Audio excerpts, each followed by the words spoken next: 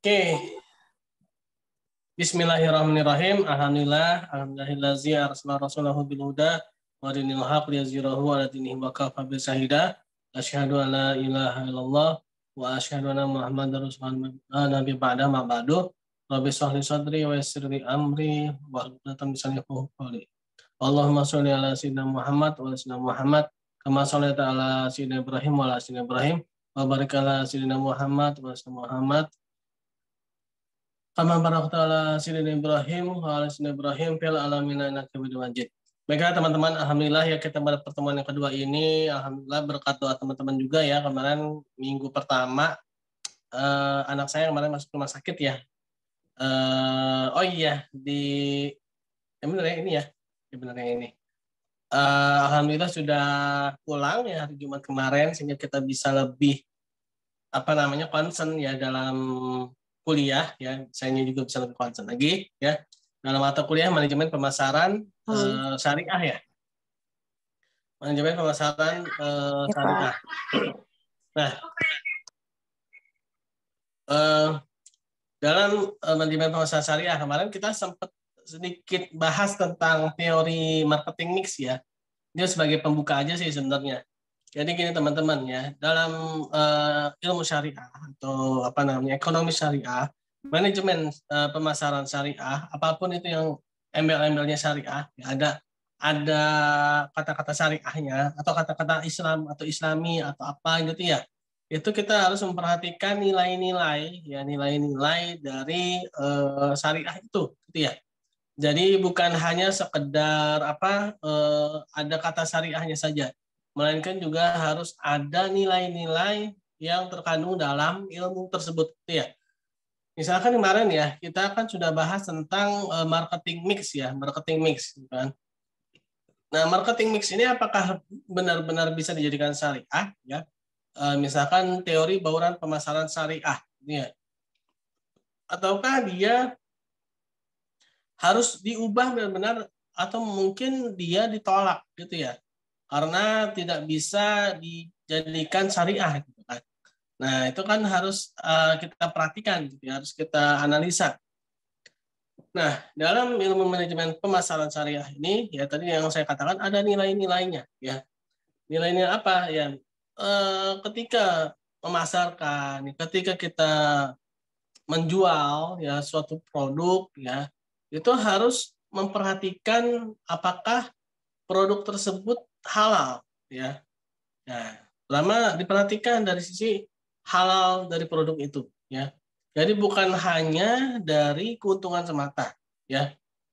Nah, jadi harus ada analisa-analisa yang harus kita gunakan agar ketika memasarkan produk itu dia harus benar-benar sesuai dengan tuntunan syariah ya. Nah, insya Allah sih mudah-mudahan dalam waktu dekat ini saya ingin membuat bukunya ya, kayak manajemen pemasaran syariah ini kayaknya masih belum banyak ya teman-teman ya, karena memang eh, banyak tuh bank syariah, akuntansi syariah lumayan banyak ya. Tapi kalau manajemen pemasaran syariah ini kayaknya masih sangat jarang ya. Nah, ini sangat penting teman-teman ya. Kenapa? Karena ketika kehidupan kita sehari-hari, sebenarnya tuh kehidupan kita sehari-hari itu sebenarnya kehidupan memasarkan loh ya. Apalagi nanti ketika teman-teman itu lulus ya dari kampus ya, dari INAIS kan. Nah, teman-teman itu pasti akan memasarkan diri teman-teman ke ngelamar kerja kan. Terus kalau memang jadi marketing ya memasarkan lagi gitu kan. Nah, ini harus ada ilmunya gitu ya, harus ada ilmunya. Nah, sebenarnya kalau ilmu memasarkan itu memang yang paling eh paling ini ya, satu paling kental itu memang rata-rata ini marketingnya asuransi ya. Itu luar biasa tuh, dia ada ilmunya ya. Dia ada training-trainingnya tuh ya kalau marketing asuransi ya. Kenapa? Karena asuransi itu kan sesuatu yang abstrak gitu ya, sesuatu yang tidak terlihat gitu. Tapi kalau ada yang beli, nah itulah yang harus kita pelajari ya. Nah, bagaimana nih? Apalagi sesuai dengan syariah gitu kan? Ya. Nah, yang tadi pertama ya, barangnya harus barang yang halal ya. Barang yang halal, barang yang benar-benar tidak tercemar oleh keharaman dari segi zatnya ya. Oh iya banyak ya. Ya Allah, saya kasihkan lancar nih. Kira udah semua. Oke, udah semua belum nih? Oh, udah ya. Oke, oke, oke, oke. Ya. Oke, saya lanjut ya. Jadi dalam memasarkan bisnis, ya memasarkan secara syariah, itu dia harus memperhatikan produknya dulu. Itu barang halal atau bukan, ya. Maksudnya itu halal dari segi zatnya. Misalkan ya B1 gitu kan. Tahu kan B1 kode apa? Ada B1, ada B2 ya. Kalau B1 itu kalau salah itu ya dogi ya. Kalau B2 itu biasanya pig ya. Benar nggak? Nah, itu kan harus kita tolak gitu ya. Maksudnya tolak tuh maksudnya jangan dijual gitu kan. Karena itu memang barang haram gitu kan. Jadi kita tidak boleh menjual barang yang haram ya. Walaupun barang itu mungkin menghasilkan laba yang sangat tinggi.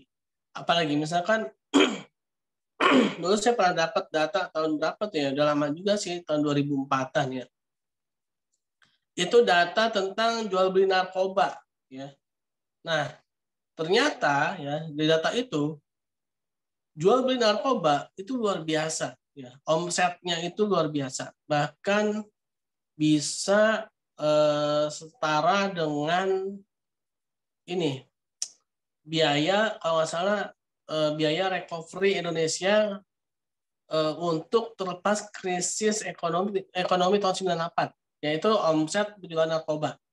Nah, kalau kita sebagai seorang yang memiliki nilai-nilai agama, kita harus menghindar gitu ya, atau meninggalkan hal-hal seperti itu gitu kan.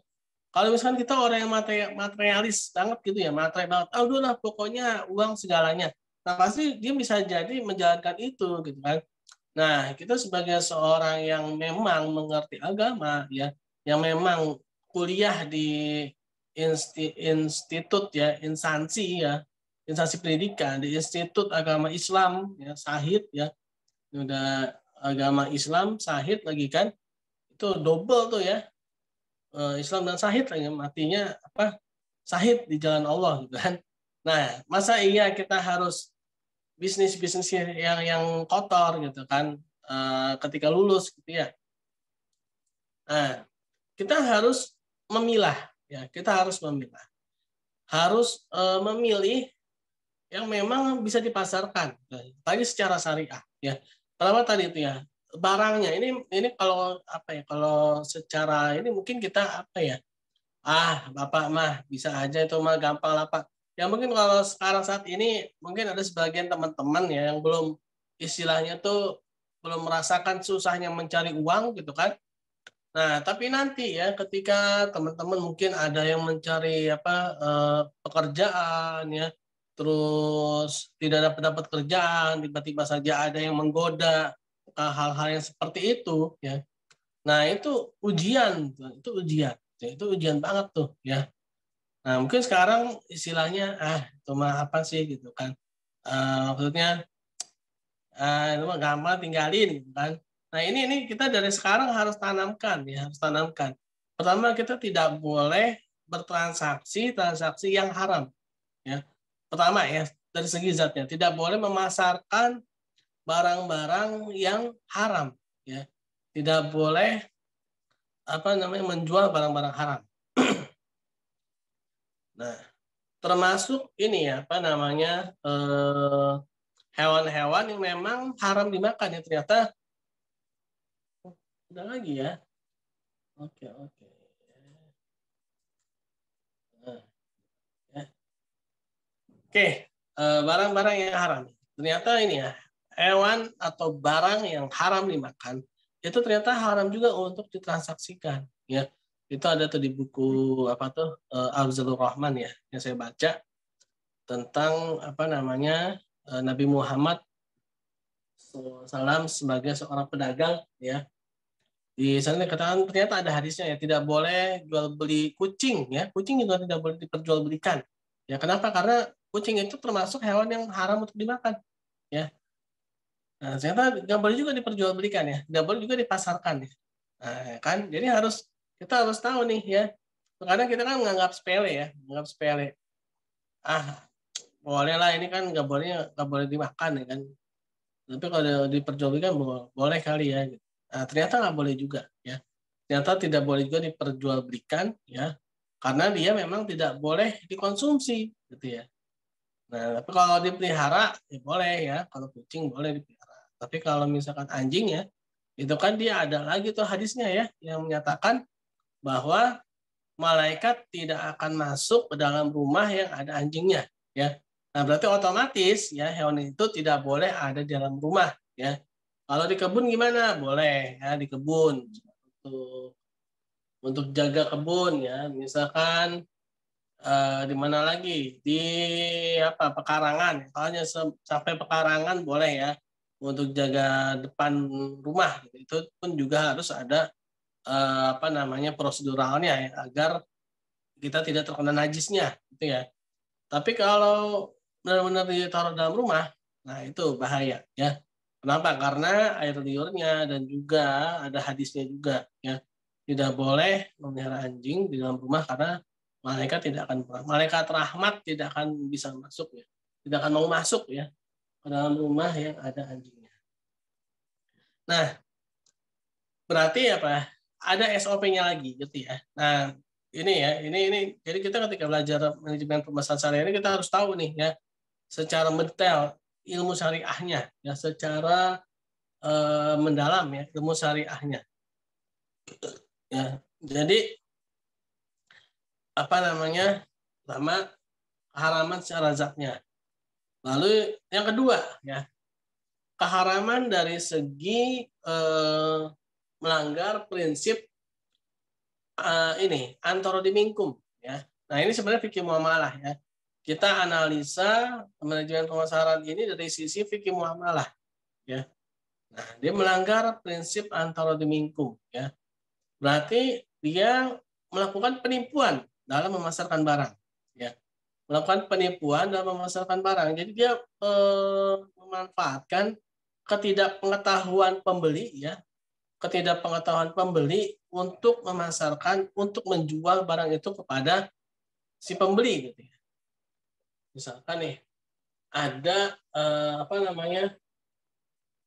Barang ya, yang mana barang itu dia jadikan apa ya? Tersembunyi gitu ya. Kalau ibaratnya tuh apa ya? Kalau kucing dalam karung bukan, itu nanti ada lagi istilahnya. Nah, jadi memang ini barang ini si pembeli ini nggak tahu nih ini barang ini bagus apa enggak gitu kan. Taruh misalkan ini ya, jam tangan ya. Jam tangan apa nih misalkan di pasar-pasar tradisional ya. Ada orang jualan jam tangan. Nah, pembeli itu kan rata-rata nggak tahu. Ada yang nggak tahu apa namanya seluk-beluk barang itu ya. Nah, terus dia bilang, "Pak, ini barang bagus nih. Ini barang impor." Nah, si pembeli mah karena nggak tahu ya, nggak tahu itu barang impor apa bukan, dia percaya aja. Dia percaya aja itu barang impor. Maka dibeli itu sama si pembeli. Ya. Nah, begitu sampai di rumah, ternyata tetangganya tahu tentang seluk-beluk barang itu. Gitu tanya, berapa tuh jam tangannya tuh? Sekian harganya. Ah, serius? Kok mahal banget? Nah, saya mah beli ini mah bisa dapat kalau harga gitu bisa dapat 10. Ah, yang benar gitu. Nah, itu ya. Jadi adanya ketidakpengetahuan atau asymmetric information. Ada informasi yang tidak seimbang ya, sehingga melanggar prinsip antara dimingkum ya. Nah, melanggar prinsip antara dimingkum ini maksudnya ya, ini dia dalam notabene barangnya nih udah barang halal gitu ya. Bukan barang haram misalkan nih. Pak, berarti kalau mohon maaf ya, misalkan dalam dunia apa prostitusi itu kan antara dimingkum Pak, sama-sama ridho. Nah, itu lain ceritanya lagi, itu barang haram itu ya. Nah, tadi tuh apa namanya tuh yang bab pertama tuh ya. Jadi kalau barang haram mau pakai apapun juga tetap aja haram ya. Misalkan Pak, ini kan pakai mudorobah loh Pak, tetap aja haram ya. Maka Bismillah loh, ya tetap aja haram ya. Yang namanya apa barang haram itu ya mau pakai apapun juga tetap aja haram, nggak bisa jadi halal ya. Nah ini kita lagi cerita barang halal tapi dipasarkan diperjualbelikan secara haram maka jadi haram ya. Nah makanya ya ini kita harus tahu nih ya jadi barang halal sekalipun bisa jadi haram ya ketika dipasarkan secara haram ya dipasarkan diperjualbelikan secara haram ya tadi ya secara menipu ya membohongi sehingga adanya kehilangan apa namanya antara bingung tadi itu ya kehilangan prinsip sama-sama ridho gitu kan sama-sama ridho ya bukan ridho ya ridho apa bedanya ridho sama ridho ya juga nggak tahu gitu ya. Oke tadi ya jadi si pembeli itu menjadi tidak ridho ya. Nah lalu yang kedua barang ini juga dia melanggar prinsip la tazlimuna wa la tuzlamun ya. Dia melanggar prinsip jangan saling menzolimi. Berarti ada kezoliman. Berarti ada sesuatu paksaan ya. Penipuan tadi. Kalau tadi itu penipuan ya. Kalau ada paksaan nih, paksaan misalkan ya ada apa namanya penimbunan ya dijual. Jadi sebelum dijual melakukan penimbunan ya. Sebelum dijual dia melakukan kebohongan ya. Misalkan tadi jam tangan ya. Ini si penjual dia manggil teman-temannya buat berkumpul. Kenapa? Biar seolah-olah pembelinya banyak. Seolah-olah banyak yang mau membeli barang tersebut. Padahal itu adalah temannya semua. Ya. Nah, ini hati-hati ya, yang suka apa di pasar-pasar malam ini ya, itu kadang-kadang suka ada yang seperti itu. Ya. Ente kadang-kadang ya, nipu ya. Nah, jadi dia sengaja manggil teman-temannya buat seolah-olah rame ya rame berarti apa barangnya bagus ya kalau rame kan seolah-olah barangnya bagus padahal itu temannya semua ya padahal temannya semua ya sehingga si pembeli yang benar-benar pembeli dia akan tertipu dia melihat tuh apa sih ini barangnya nih jam tangan Pak impor Pak dari Thailand. Iya tuh bagus tuh wah banyak yang apa namanya mendukung lah yang supportnya supporternya banyak kan. Wah iya Pak ini bagus tuh aduh saya mau beli ya. Padahal nggak dibeli ya. Cuma ngomongin doang ya kan teman wah iya mau beli. Nah, kita kan yang tadinya kita ini makhluk sosial ya makhluk sosial itu terpengaruh oleh kondisi sosial kondisi sekitar gitu kan ketika tadi kita awalnya nggak mau beli tapi karena di apa ya kalau dibilang itu dikondisikan ya jadi beli juga akhirnya kan padahal di luar tuh nggak ada apa ya nggak ada bayangan sama sekali buat membeli kan nggak ada ini sama sekali buat apa namanya transaksi itu untuk beli itu tapi karena si penjualnya ini memasarkannya dengan cara-cara seperti itu gitu ya nah maka akhirnya si pembeli membeli gitu nah ini salah satu cara yang tidak boleh ya, dalam syariah ya dia melakukan penipuan ya dengan cara memanggil teman-teman itu namanya ba'i najas ya ba'i najas. Nah ba'i najas itu jadi dia melakukan penipuan dari sisi permintaan ya atau ada juga dia sengaja pertama itu membuat langka barang tersebut ya. Membuat langka barang tersebut ya dikatakan sebagai ihtikar ya jadi barang itu ditimbun dulu ya sengaja sampai akhirnya orang-orang tuh pusing mencari barang itu ya begitu dijual mahal ya begitu dijual barang-barang tersebut sudah melambung tinggi nah itu namanya ihtikar. Nah kalau dulu ya peran pemerintah itu dia menjaga keseimbangan harga jadi kalau dulu itu ketika harga-harga melambung tinggi maka pemerintah tuh masuk bikin operasi pasar dijual barang-barang terutama kebutuhan pokok itu ya sehingga barang-barang pun menjadi stabil lagi ya. Jadi stabil. Nah, itu ya dulu fungsi pemerintah ya. Nah, ini sekarang kita lagi menjelaskan tentang pemasaran ya. Pemasaran ya kita tidak boleh melakukan kebohongan-kebohongan tadi ya. Menimbun ya, baru dijual, lalu membuat skenario permintaan palsu ya. Terus juga apa namanya? Yang kedua itu dia tidak boleh ada syarat ya, syarat yang mengikat ya, pada barang itu bisa dijual tanpa syarat ya. Misalkan ya udahlah, ini barang gue jual gitu ya, tapi lo sewa dulu deh gitu kan. Nah, tapi nanti kalau misalkan lo nggak punya duit ya sampai akhir sewa gitu kan, ini barang jadi barang sewaan gitu ya, artinya nggak jadi kejual, barang balik lagi ke gua gitu bahasanya gitu ya.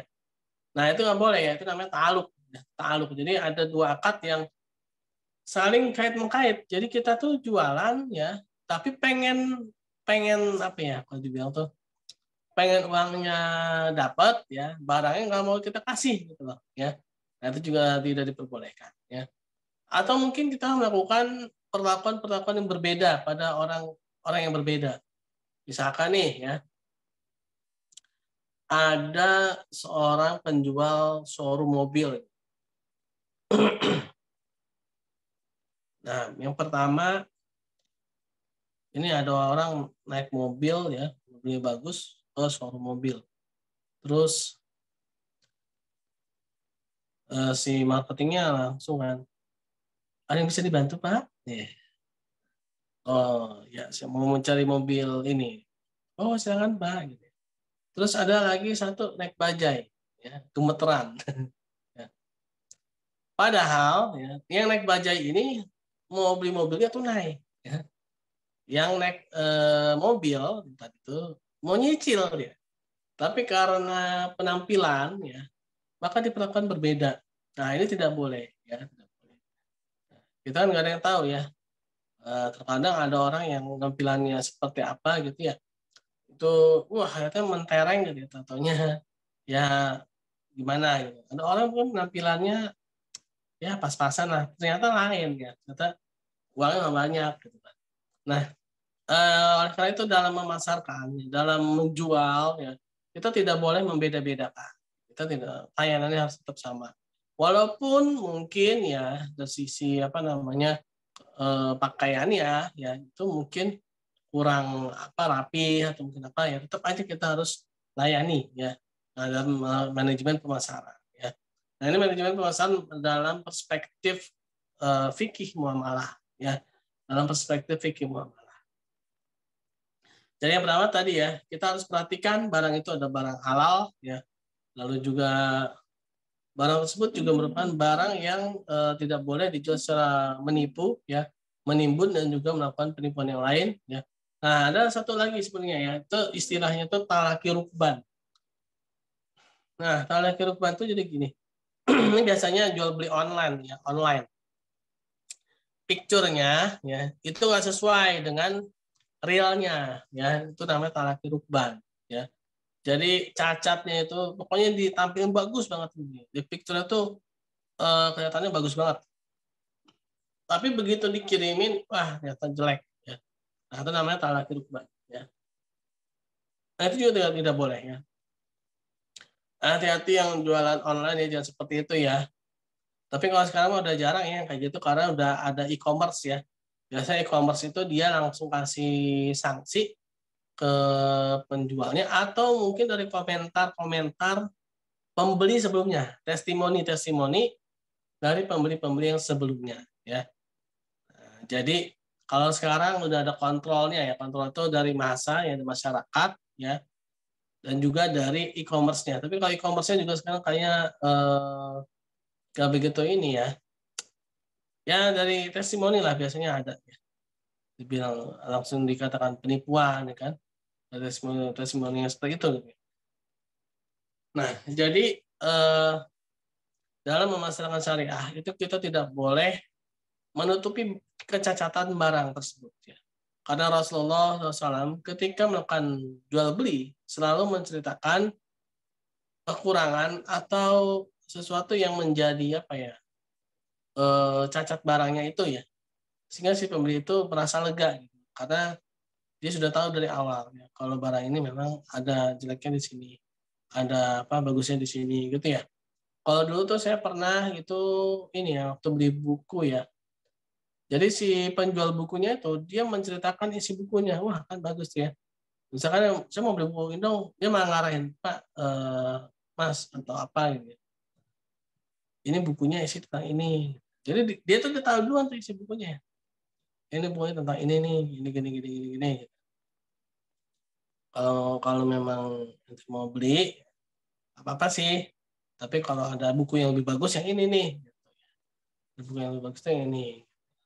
Nah, jadi si penjual tuh dia memang sudah apa ya, kalau itu sense of belonging terhadap barangnya itu ada gitu ya. Kepemilikannya itu ada gitu, rasa memiliki sebagai penjual itu ada. Nah, jadi dalam masalah syariat itu memang harus begitu ya teman-teman ya. Kita harus mengenal barang yang kita jual. Jangan sampai kita menjual barang yang mana barang itu sendiri kita nggak tahu ya. Nah, nanti si pembelinya gini, ya gimana sih yang jual? Masa yang jualnya nggak tahu, gimana kita mau percaya sama yang beli gitu kan? Nah, jangan sampai seperti itu. Gitu. Nah, usahakanlah barang yang kita jual itu adalah barang kita sendiri ya. Atau mungkin boleh juga sih barang orang lain, tapi harus yang terpercaya ya. Harus barang-barang yang terpercaya, barang-barang yang memang barang itu sudah ya kalau ini udah ada label halalnya lah ya. Apa namanya? Kehalalannya itu udah ada gitu ya. Nah, jadi seperti itu ya teman-teman ya. Dalam melakukan pemasaran secara syariah, kita tidak boleh hanya memikirkan materialismenya saja ya.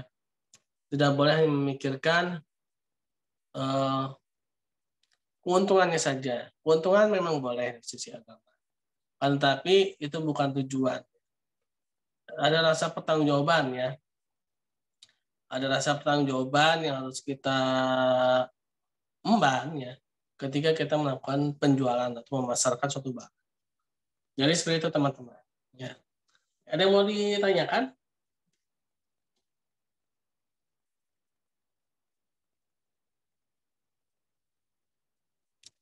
Ada yang mau ditanyakan? Halo? Halo? Ada yang mau ditanyakan kah?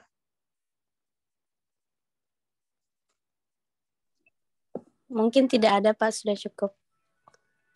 Oke. Kalau memang tidak ada, insya Allah kita lanjut lagi pekan depan ya.